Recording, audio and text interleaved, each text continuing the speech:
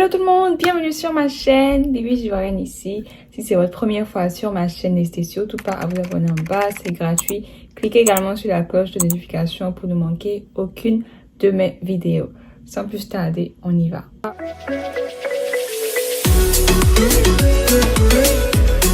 Trois grandes nouvelles à partager avec vous dans cette vidéo.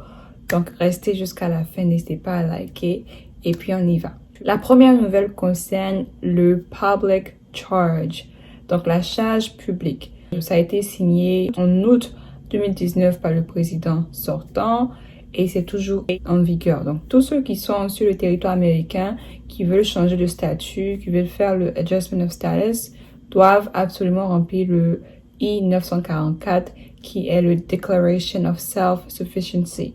Donc, c'est la fiche qui montre que tu peux te prendre en charge. Il faut savoir que cette charge publique, ça rend en fait plus difficile pour les immigrants ou ceux qui vivent sur le territoire américain d'obtenir un statut juridique, donc legal status. Parce que ces gens-là utilisent les avantages publics comme le Medicaid, des bons d'alimentation et des bons de logement. Donc, ces gens qui utilisent les avantages publics-là se voient confrontés ou sont maintenant en difficulté pour avoir un statut légal parce que l'administration précédente a dit que si vous utilisez des avantages publics, vous ne pourrez pas changer votre statut, vous ne pourrez pas avoir un statut légal parce que vous êtes sur la charge publique, vous êtes dépendant du gouvernement américain. Qu'est-ce qui est lié à cette nouvelle? C'est que la Cour suprême, donc ce lundi dernier, 22 février 2021, la Cour suprême a décidé d'entendre les différentes contestations, les différents arguments au niveau de la charge publique. Donc, vous savez très bien, il y a différents juges et tout ça qui se sont alliés pour que cette public charge soit annulée. Donc, la Cour suprême a décidé d'entendre ces différents arguments-là. Tout ce qu'on sait, c'est qu'ils ont décidé d'examiner ce document-là, de voir est-ce qu'ils vont l'annuler ou pas. On reste à l'écoute. Il faut savoir également que le président Joe Biden a ordonné au département du Homeland Security d'analyser également cette fiche, puis de voir est-ce que les immigrants doivent continuer à utiliser cette fiche. Parce que je tiens à rappeler que tous ceux qui sont sur le territoire américain doivent continuer à remplir le I-944. Et pour ceux qui sont à l'extérieur, la DS-5540 a été annulée. On verra bien ce que la Cour suprême va dire. Également, on verra bien comment l'administration Joe Biden va tacler ce problème. En deuxième partie, on va parler du Civics Test.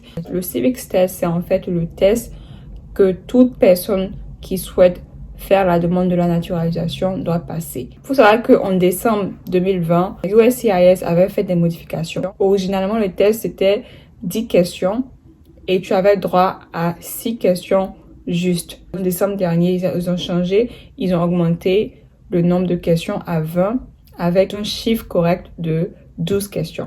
Et là, maintenant, ils sont revenus sur leur test original, donc le test de 2008. Donc, la bonne nouvelle, c'est que tous ceux qui ont fait la demande de la naturalisation, donc tous ceux qui ont déposé leur dossier entre le 1er décembre 2020 et le 1er mars 2021, vous avez l'option.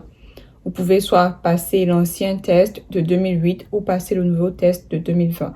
Donc, l'ancien test de 2008, c'est ce test qui a 10 questions et vous avez droit à 6 questions justes.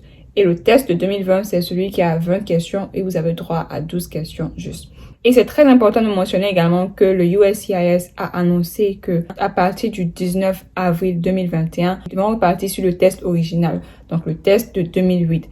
Et ça, indépendamment de la date à laquelle vous avez déposé votre dossier. Donc, 19 avril 2021, ça sera le test de 2008. Donc, 6 questions justes pour un total de 10 questions. L'administration précédente avait vraiment voulu rendre compliqué le processus de naturalisation. L'USCIS a en fait décidé de repartir sur le test original parce qu'ils ont vu en fait que ce n'était pas juste ou ça désavantageait quelques personnes. Parce que 12 questions, c'est beaucoup. Et à plus forte raison, répondre à 20 questions. Comme je l'ai mentionné dans ma vidéo précédente, il y a des personnes qui sont pas vraiment bien en anglais, il y a des personnes qui sont âgées et tout ça. Ils ont décidé de repartir à la version originale du test de 2008.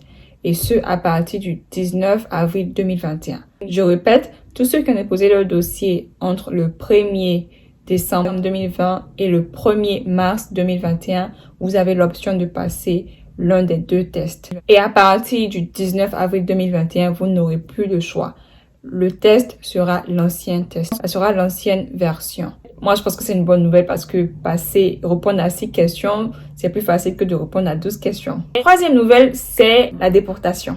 La déportation, oui. Il faut savoir que le 18 février dernier, le directeur de ICE, ça représente US Immigration and Customs Enforcement, Tay Johnson, a récemment changé les directives ou les priorités de la déportation. Les personnes prioritaires à la déportation sont celles qui constituent un danger ou une menace à la sécurité nationale, à la sécurité frontalière ou à la sécurité publique, comme suivant. Donc, je vais citer les catégories.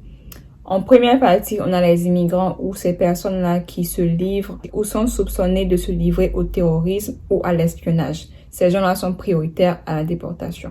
En deuxième partie, on a les migrants qui traversent ou tentent de traverser les frontières américaines sans autorisation légale à compter du 1er novembre 2020 sont également prioritaires à l'expulsion dans la catégorie de la sécurité aux frontières.